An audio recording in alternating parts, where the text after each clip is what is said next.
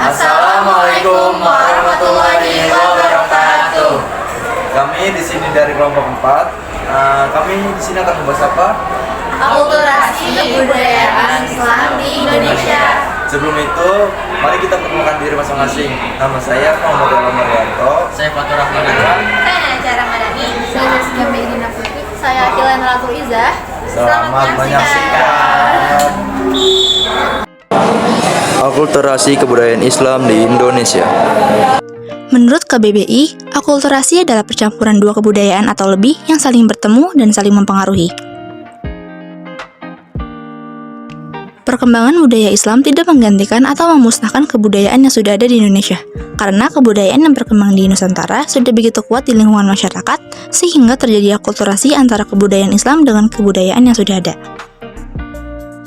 Berikut adalah wujud akulturasi kebudayaan Islam di Indonesia. Seni bangunan, seni rupa, seni tari, seni sastra atau aksara, seni pemerintahan, sistem kalender, tasawuf, pertunjukan wayang, dan tradisi atau upacara.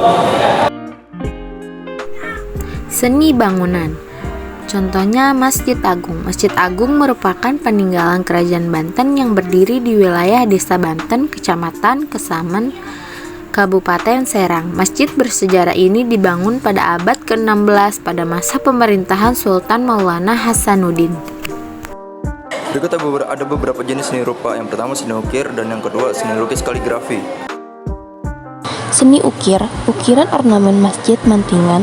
Latar belakang tradisi ukir di Jepara terlihat dari salah satu peninggalan sejarah bernilai arkeologis yaitu Masjid Mantingan. Masjid Mantingan Jepara dibangun pada 1481 Saka atau 1559 Masehi yang didirikan pada masa kejayaan Pangeran Hadiri, suami Ratu Kalinyamat yang memerintah Jepara. Seni lukis kaligrafi. Kaligrafi adalah hasil akulturasi budaya Arab dan Indonesia. Kaligrafi memadukan kesenian lukis dan ukir hingga menghasilkan seni kot atau kaligrafi. Ayat-ayat suci Al-Quran dijadikan kaligrafi pada media kayu, kaca, kertas, atau pada dinding bangunan.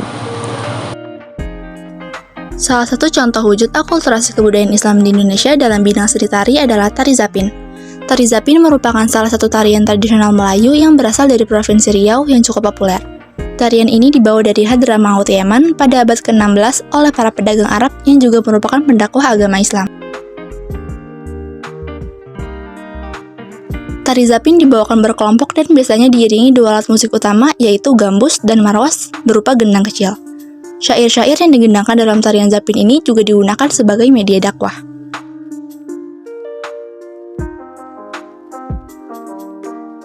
Seni sastra terbagi menjadi 3, yaitu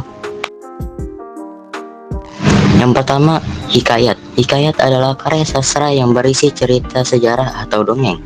Hikayat berisi berbagai peristiwa yang menarik, keajaiban, atau hal-hal yang tidak masuk akal. Hikayat ditulis dalam bentuk ganjaran yaitu karangan bebas atau prosa.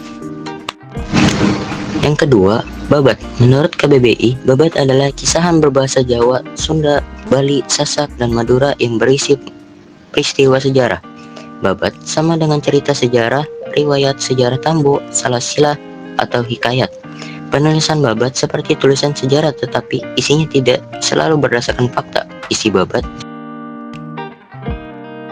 Yang ketiga, syair. Menurut KBBI, syair adalah puisi lama yang tiap-tiap bait terdiri atas 4 larik yang berakhir dengan bunyi yang sama. Syair sama dengan sajak atau puisi. Dalam sistem pemerintahan, penyebutan nama raja tidak lagi dipanggil Maharaja, tetapi diganti dengan julukan Sultan atau Sunan Sesohanan Panembahan, serta Maulana. Pada umumnya nama raja pun disesuaikan dengan nama Islam atau Arab. Raja Paramisora dari Malaka berganti nama menjadi Sultan Iskandar Syah setelah memeluk agama Islam. Sistem kalender. Bukti akulturasi budaya Islam di sistem penanggalan yang paling nyata adalah sistem kalender yang diciptakan oleh Sultan Agung.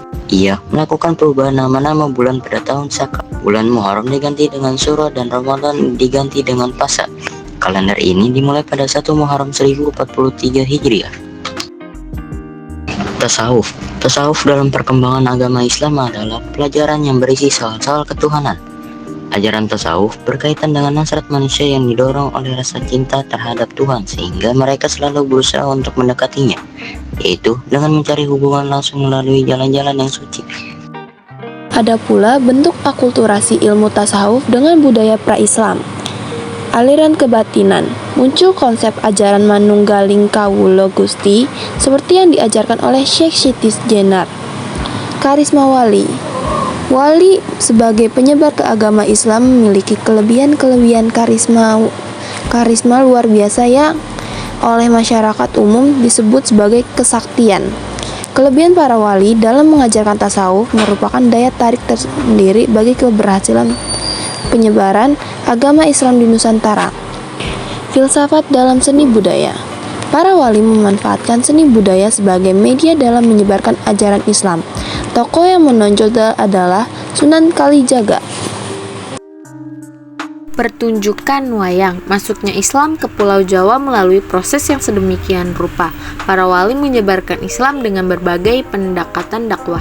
Salah satu metode dakwah Wali Songo adalah melalui seni pertunjukan wayang. Banyaknya masyarakat yang tertarik masuk Islam kala itu karena tak menghilangkan sepenuhnya tradisi Jawa yang telah ada. Yang terakhir, ada tradisi atau upacara. Akulturasi budaya Islam dan lokal Nusantara juga terlihat di banyak tradisi atau upacara. Salah satu contohnya ada tradisi ritual doa kematian 7 hari dan hari ke-40.